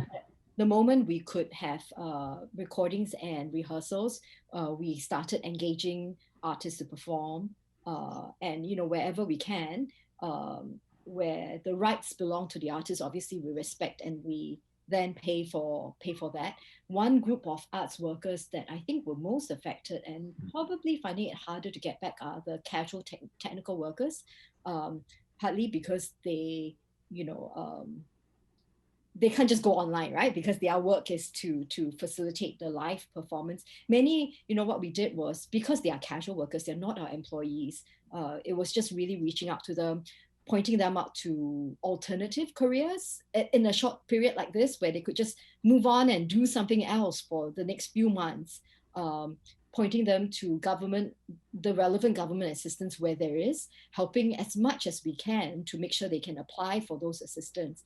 But it's not easy because, some of them work so much with us that they almost expect us to, pay them a salary in a time like that. But while I'm very empathetic towards that, it's just not possible. We have no employer-employee relationship whatsoever. And while we have a kind of almost a moral relationship, a moral obligation, because we know each other.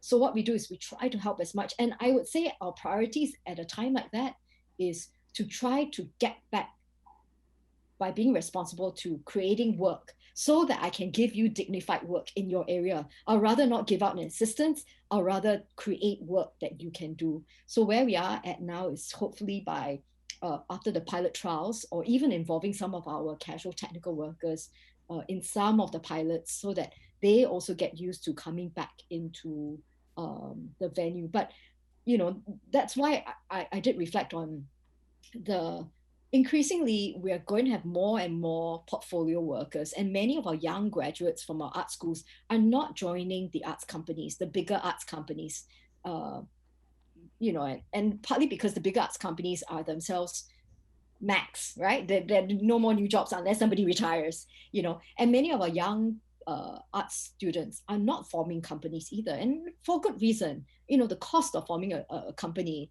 may far outweigh the benefits of staying nimble. So I think there needs to be a whole lot more attention to what does it mean to work in this environment. Is teaching such a bad thing after all? Then are you picking up skills to teach? If you love your art so much, what are your other skills that you're picking up to allow you to continue to practice your art? Don't think always of that art being the source of your income.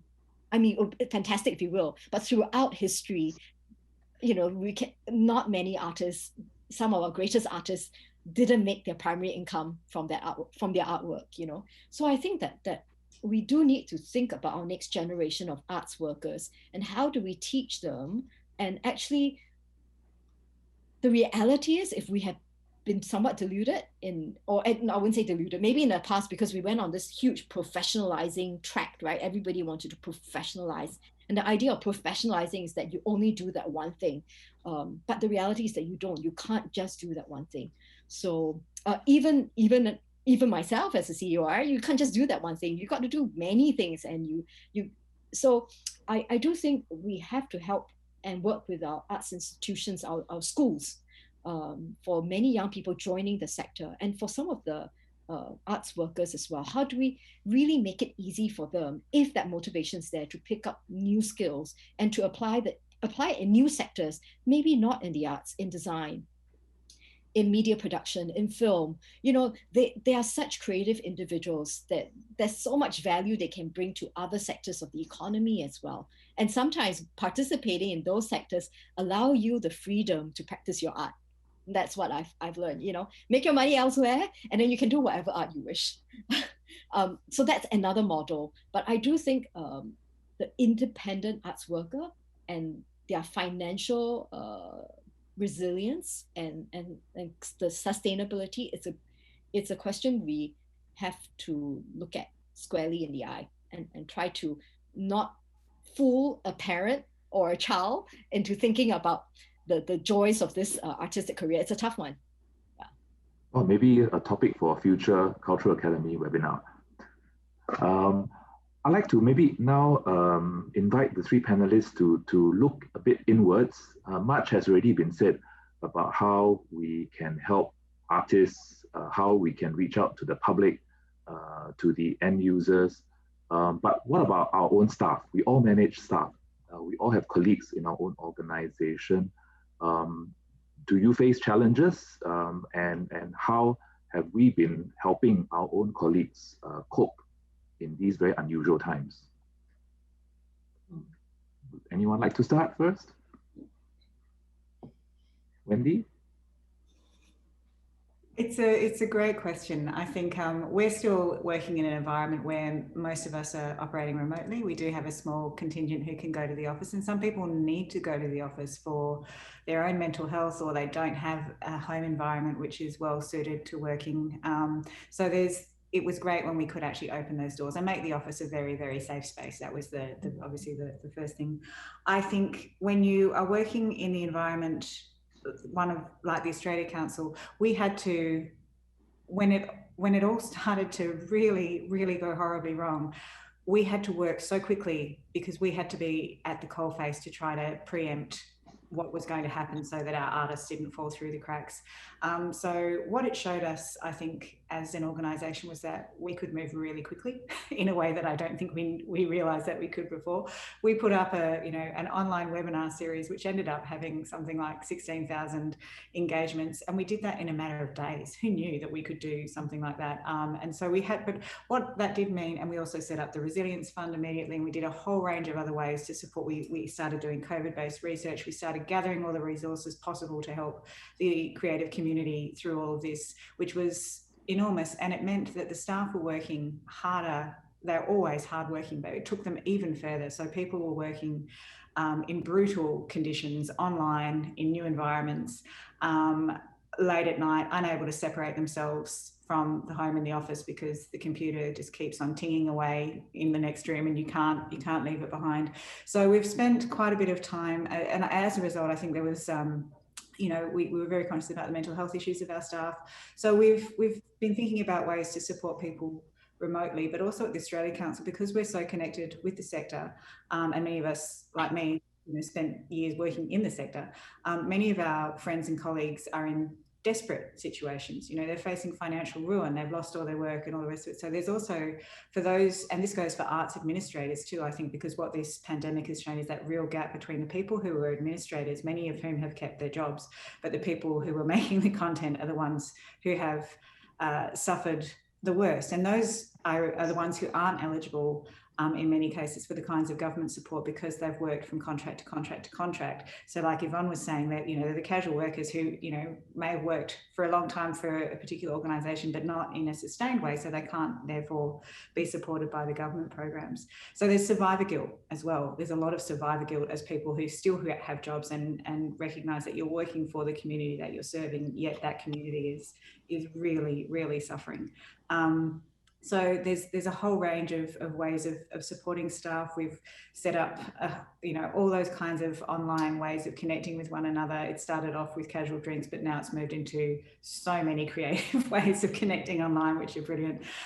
Making sure that we keep talking to one another, and also starting to really think about the ways that, because along with the new normal, I suspect many of us will work from home or have a hybrid way of returning to the office from here on in. So thinking about how we do that so that people don't burn out and that people learn how to manage their time, and in a way that, it's things like doing walking meetings. It's things like making sure some people are actually doing their commute even though they don't have one. So they're taking that time to walk and do physical activity.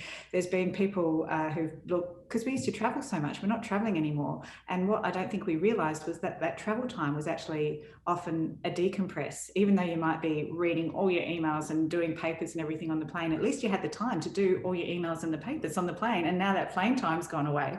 So actually thinking about what it means to block specific times so that you do get a chance of moving out of a constant series of Zooms. It's just really, really full on. So there's lots of strategies, but I'd love to hear what Yvonne and Ching have done as well. Yvonne, any thoughts on this? I nag a lot.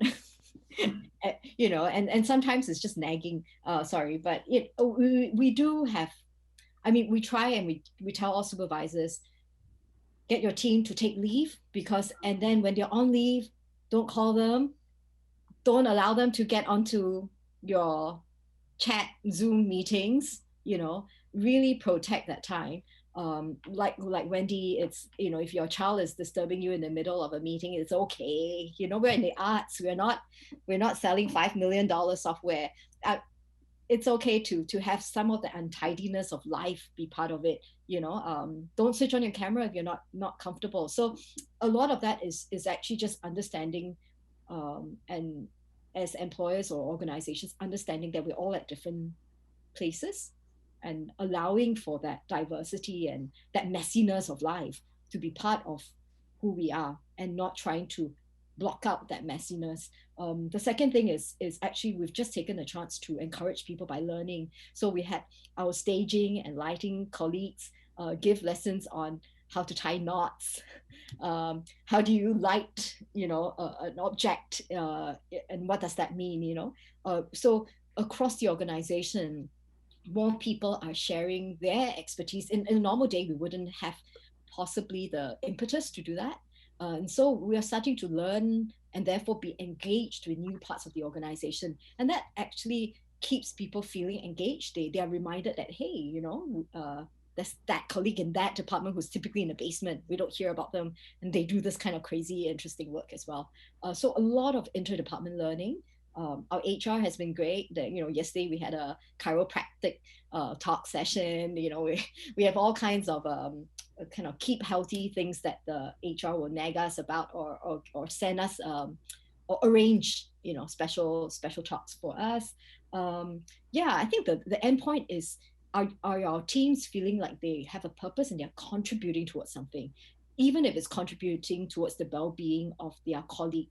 I think in a time like that, knowing that you have a purpose, that is very comforting. If you find, like survivor guilt, if that's happening, then actually directing some energies to what can we do to contribute, and feeling that and not just feeling, but obviously doing something about it, versus feeling helpless. I think that is part of the ability to gain strength in a time like that. You don't fall into despair, right? Within in different parts of your organization now. So corralling people to be able to contribute, but then also consciously forcing folks to take time off and just not nagging them not to be around. Yeah. Ching, any tips for us? Yeah. Well, I think both Wendy and Yvonne has covered quite a lot of ideas, which, yes, some of which we are already implementing here. So I think it's very important for the leaders at this point in time to show empathy. I think every one of our colleagues are going through different experiences. Some of us are a little bit more fortunate. You have a nice place at home that you could, do all your meetings, but not everybody has that. And we have to listen to and hear out what their challenges are and be flexible, and also allow them the avenue to give feedback where necessary. So the senior management team in the gallery recently instituted an open window or open door in our calendar every Friday, half an hour. This slot is for anybody to come through and just talk to us. So that sense of accessibility, and you don't need to pre-book or whatever. I mean, you have to make sure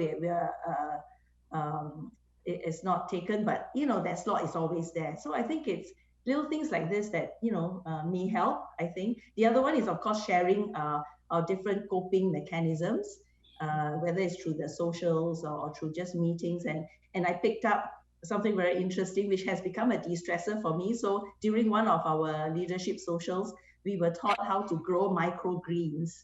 And now every morning I wake up and I go and water my plants, and I look at the plants, and it kind of gives me that nice start to a day, which is a part also of coping and de-stressing. Thank you, everyone. I'm mindful of everybody's well-being, so we need to keep quite strictly to the time that we have been allocated for this webinar. It's now 12:05, and now leaves me to thank everyone, including the audience, for your very thoughtful comments and questions. Unfortunately, we don't have time to answer all of them, but I'm sure within those questions, there are very good topics for future webinars and programs to be organized by the Culture Academy. So thank you, Yvonne, Wendy, and Siak Ching, for your very interesting presentations. Thank you. Welcome. Thank you. Thanks, everyone. Thank you, everyone. Typing answers to some questions. Thank you, Yvonne. Thank you, everyone. We hope that you've been inspired and also gained some fresh insights and key takeaways from today's sharing. We would like to take this opportunity to, of course, thank our speakers and our moderator for sharing their insights and very good, robust discussions with us. And this pandemic has no doubt presented challenges, but we have also accelerated many opportunities for our digitalization and innovation in various forms. And okay, we have come to the end of today's In Conversation With webinar. But before you leave, would appreciate if you could provide us with your feedback for today's webinar, please. You may access the feedback. We're going to show the screen. You can see the QR code on the screen later. Right. And if you'd like to find out more about our Culture Academy's programs, please visit cultureacademy.gov.sg. And you may also check out our past webinars. That if you have missed our webinars, we have our recordings posted on our website. Right. Thank you for joining us today, and we stay tuned for our next emailer for the next webinar next month. Thank you very much, and stay well and take care, everybody.